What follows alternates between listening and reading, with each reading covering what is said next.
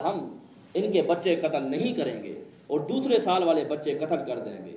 اللہ نے اس سال جس سال کسی بچے نے قتل نہیں ہونا تھا ہارون علیہ السلام کو پیدا کر دیا، اور نیکسٹ ایئر موسیٰ علیہ السلام پیدا ہو، اور فرعون کی حکومت کو گرانا موسیٰ علیہ السلام کے ہاتھوں سے ہونا تھا۔ یہ اللہ کی تدبیر ہے، یہ اللہ کے فیصلے ہیں، اللہ کے منصوبے ہیں۔ وَهُوَ عَلَى كُلِّ شَيْءٍ قَدِيرٌ، وہ اللہ ہر چیز پر قادر ہے۔ موسیٰ علیہ السلام کی شخصیت وہ شخصیت تھی جو فرعون کے مد مقابل آئی، اور اللہ نے پیدا بھی اسی سال کیا جس سال قانون تھا کہ اس سال جو بچہ پیدا ہوگا اس کو قتل کر دیں۔ اللہ نے پیدا بھی کیا، اور اللہ نے اس کی پرورش بھی فرعون کے محل میں کروائی۔ وَهُوَ عَلَى كُلِّ شَيْءٍ قَدِيرٌ، اللہ کا کنٹرول ہر چیز پر ہے۔ جس چیز کو تم ختم کرنا چاہتے تھے اس کو پالو گے بھی تم، تمہارے پیسوں سے پلے گا، اس کی تربیت بھی تم کرو گے، اس کے پورے گھرانے کا خرچہ بھی تم اٹھاؤ گے۔ یہ اللہ کا فیصلہ ہے۔ تو پیدا کر دیا، فرعون کے گھر میں پلے، یہ اللہ کا قانون۔ بچہ پیدا ہوا، موسیٰ علیہ السلام کی والدہ کو فکر لاحق ہو گئی کہ اب اگر اس کی آواز کسی نے سنی تو فرعون کے جاسوسی کارندے اس کو ختم کر دیں گے۔ بکسے میں بند کیا، اللہ نے وحی کی، اللہ نے ان کے دل میں الہام ڈال دیا۔ قرآن میں اللہ نے کہا کہ ہم نے موسیٰ علیہ السلام کی ماں کے دل پر الہام ڈال دیا کہ بکسے میں بند کر دو اور دریا برد کر دو۔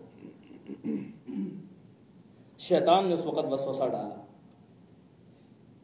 شیطان نے ان کی ماں کے دل میں اس وقت بھی وسوسہ ڈالا کہ یہ کیا کر رہی ہے، اگر فرعون کے کارندے آئیں گے اس کو قتل کر جائیں گے تو کم سے کم تم خود اس کو کفن پہنا دو گی، اپنے ہاتھوں دفن کر دو گی، کچھ تو تسلی ہو جائے گی۔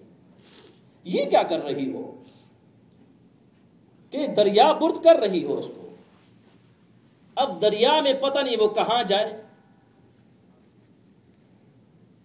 دریا کی کوئی مخلوق اسے کھا جائے، کوئی پتہ نہیں۔ یعنی شیطان نے ان کے دل میں وسوسہ تو ڈالا، لیکن شیطان بھی جو چاہے سو کرے، اللہ کا منصوبہ اللہ کا منصوبہ ہے۔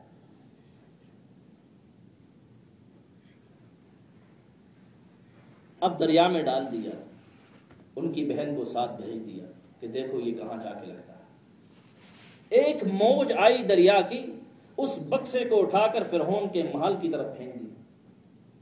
وہاں جہاں فرعون کی خادمائیں بیٹھی کوئی کام کر رہی تھی، انہوں نے اٹھایا اور محل میں پہنچا دیا۔ فرعون کی بیوی نے جب کھولا تو بچہ، اور یہ کوئی عام بچہ تو تھا نہیں، یہ تو جلالی پیغمبر تھے موسیٰ علیہ السلام۔ فرعون کی آرمی کو جب پتہ چلا تو وہ اس کو مارنے کے لیے پہنچ گئے، مارنے کے لیے پہنچے تو اس کی بیوی نے کہا کہ صبر کرو، مجھے فرعون سے بات کر لینے دو، اگر وہ مان گیا تو ٹھیک ہے، نہیں تو تمہارے حوالے کر دو۔ فرعون کے پاس گئی، کہنے لگی کہ اس کو چھوڑ دو، یہ تو کتنا اچھا بچہ ہے، کتنا خوبصورت ہے، تو یہ ہماری بھی کوئی کام آ جائے گا، ہماری آنکھوں کی ٹھنڈک ہو جائے گا، یعنی تیری بھی آنکھوں کی ٹھنڈک اور میری بھی آنکھوں کی ٹھنڈک بن جائے گا، کوئی فائدہ ہمیں بھی پہنچ جائے گا۔ تو اس نے آگے سے کہہ دیا کہ تیری آنکھوں کی ٹھنڈک تو ہو سکتا ہے، مجھے اس سے کوئی غرض نہیں۔ حضور نبی کریم صلی اللہ علیہ وسلم فرماتے ہیں اگر فرعون اس وقت یہ کہہ دیتا کہ ہاں یہ تیری آنکھوں کی بھی ٹھنڈک ہو سکتا ہے، میری بھی، تو اللہ اس کو بھی ایمان نصیب کر دیتے۔ تو اس کی بیوی نے کہا کہ بھئی ہماری آنکھوں کی ٹھنڈک بن جائے گا، ہمارا کوئی کام آ جائے گا۔ اس کی بیوی نے تو یہ تمنا کی، لیکن فرعون نے کہا تمہارا تو ہو سکتا ہے، میرا نہیں ہو سکتا۔ اللہ نے اس کی بیوی کو تو ایمان دے دیا، اس کو ایمان نہیں دیا، بہرحال چھوڑ دیا۔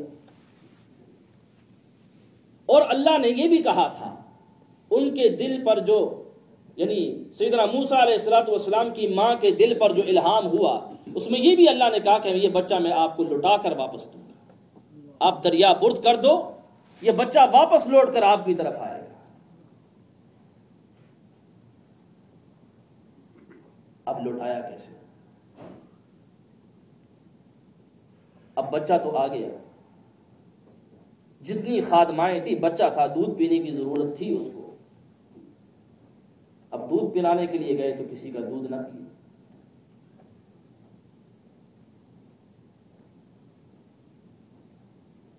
تو بہرحال بات تو بڑی لمبی ہے، یعنی پوری بات میں نہیں کرنا چاہتا۔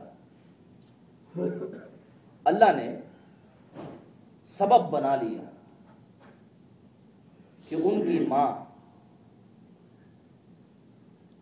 فرعون کے گھر آ گئی، سبب بن گیا۔ بات کو میں شارٹ کٹ کرتا ہوں۔ فرعون کے گھر آئی، سینے سے لگایا تو دودھ پی لیا۔ تو دیکھیے بچہ بھی واپس مل گیا، اور فرعون کی بیوی نے کہا تم اس کی پرورش کرو، دودھ پلانے آ جایا کرو، ہم تمہیں خرچ بھی دیں۔ تو اس کی والدہ نے کہا کہ میں یہاں تو نہیں آ سکتی کیونکہ میرے اور بھی بچے ہیں، ان کی دیکھ بھال کون کرے، لہٰذا آپ اس کو دے دیں، میں اپنے گھر لے، پرورش میں اس کی اچھی کروں۔ اب پیسے بھی مل رہے، پرورش بھی ہو رہی، یعنی سرکاری خرچ پر موسیٰ علیہ السلام کی پرورش ہوئی ہے۔ بادشاہ وقت کے پیسے سے پرورش ہوئی ہے، اور اسی بادشاہ کا تخت موسیٰ علیہ السلام نے گرانا ہے، یہ اللہ کا منصوبہ ہے۔ پیسہ بھی اسی کا لگ رہا، انہی کی وجہ سے کئی اسرائیلی بچے قتل ہو گئے، لیکن اللہ نے بچانا تھا بچا لیا، پرورش ہوئی۔ اللہ نے بچہ واپس ماں کو دے دیا، نہ صرف بچہ ملا، پیسے بھی ملے، بڑے ہو گئے، جوان ہو گئے۔ وہی شاہی لباس، غلاموں کی اولاد تھی، غلام بنائے ہوئے تھے بنی اسرائیل کو، لیکن شاہی لباس میں رہتے تھے۔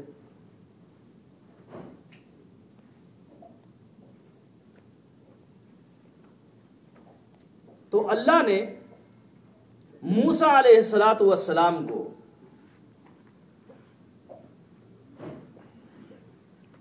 اسی شاہی دربار سے اٹھایا جو مارنے کی سازش کر رہے تھے، وہی پرورش کرنے والے بن گئے۔